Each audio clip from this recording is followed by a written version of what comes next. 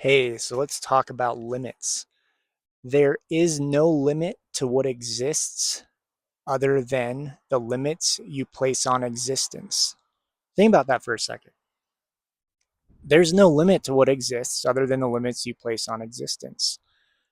Dragons exist, unicorns exist, Sasquatch exists, fairies exist, griffins exist. There's one with me while I travel. I don't talk about Barclaw too much, but there's always a griffin with me traveling. Um, Other dimensions exist, other realities, other versions of you exist. Unicorns, I said, that's coming into my mind again. Extraterrestrials, galactics, angels, they all exist. Why do they exist in my reality? People often say that they're just like, wow, you speak like it's just real. And it is because I understand there's no limit to what exists other than the limits we place on existence. And so everything is real to me. People will come up and say like, "Hey, you won't believe this, but I saw a mermaid or I saw a dragon or I saw a giant or a galactic or a spider, a galactic cosmic spider." Cosmic spider. I saw a cosmic spider the other day. And I had people talking about the spiders at the show, and that's never happened before. They exist. Cosmic spiders, galactic spiders, spider humanoids, they exist. Beetle humanoids, insectoids, mantises, mantids, butterfly beings, mothmen, all of that exists. What is the limit, though? What is the limit to that existence? One, it's your frequency. It only exists in your reality if you can match the frequency to experience that experience. So to experience Sasquatch, you have to be in their frequency. To experience fairies, you have to be in their frequency. You have to have a lot of childlike energy, joy.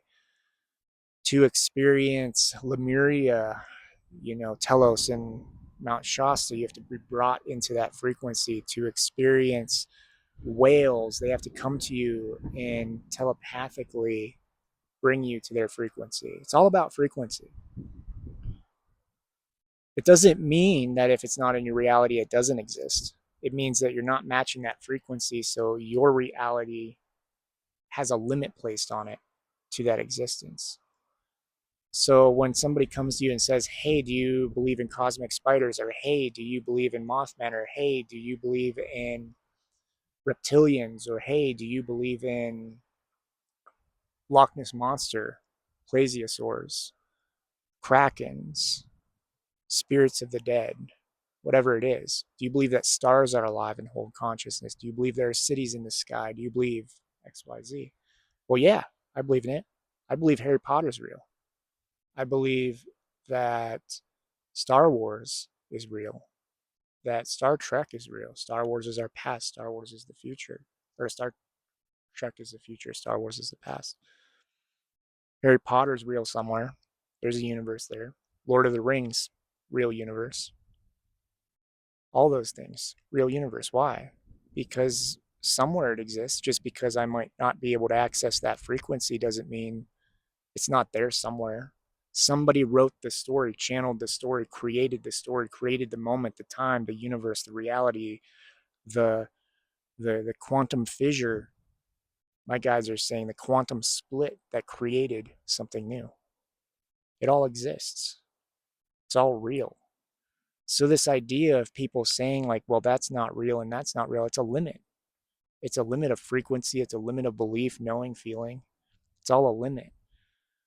So when you're experiencing something, I had somebody come to me and say, "Hey, I have this crazy experience." I was riding in the car with them and they go, "I had an experience with a centaur." I had asked her, I was like, "Hey, do you have any cool experiences? Like what's your favorite one?" And she goes, "I had an experience with a centaur." And describes a centaur landing on the roof of their house, almost like Santa Claus type story. Explains the story to me. I'm not going to go into the details, but explains this story to me, and I'm like, they're real. I met one once, long time ago. I can't even remember where. I remember seeing it in my mind that it was near, um, or centaur-like beings anyway.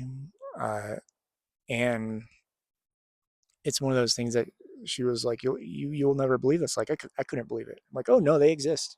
I know they exist. centaurs, all that type of stuff. Doesn't matter.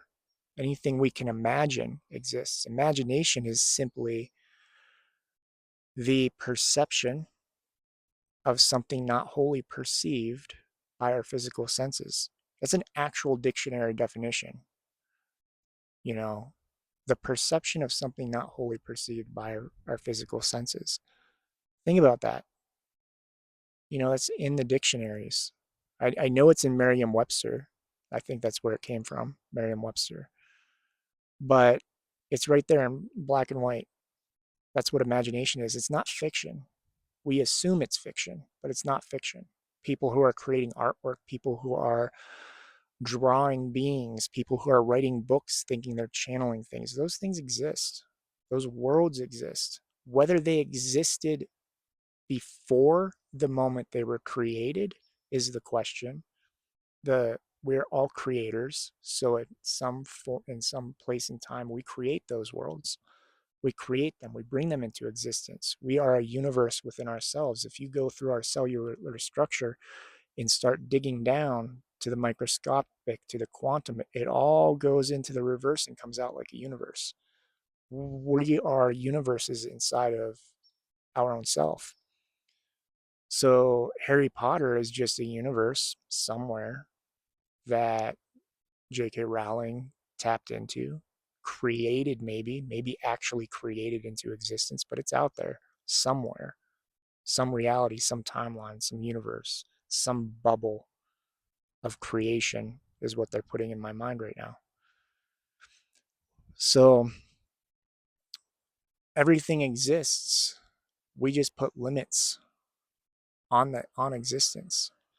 Limits through belief, through on belief, limits on knowing, feeling, limits on what we think is possible, limits because of science, limits because of disbelief that we don't want to, we have fear, limits because of fear. Those limits need to diminish for you to experience those other worlds. Just because you have limits on your reality doesn't mean somebody else's reality is false. Just because somebody comes up to you and says they saw a centaur, a unicorn, a whale, a leviathan, an angel, a gnome, a guardian, a UFO, a reptilian, a dinosaur, like an actual dinosaur, a dire wolf. I was talking about dire wolves to people this weekend. I've seen one. I've seen a dire wolf.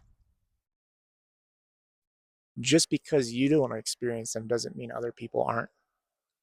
And that's the key to understanding this experience, that to know you are not crazy, you have to understand that the only thing that exists are the limits you place on reality. Everything exists. The limits you place on reality keep you from experiencing the things that you believe don't exist. Keep you out of that frequency. Push it away, far, far away. Doesn't mean it's not real. So think about that for a while.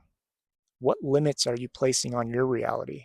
What beliefs, what programming, what fears?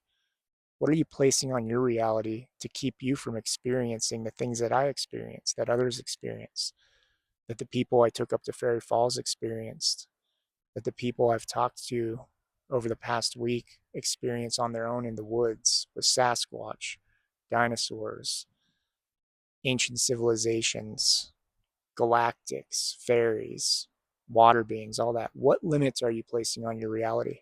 I'm going to leave it there. I love you all. I'm grateful for each and every one of you. Please keep in mind that you can support this work at awakenwithwillow.com or by just messaging me and booking a spirit art reading, a divine council transmission, adopt a spirit, or the mini readings that come out every once in a while. Love you all. Grateful for each and every one of you.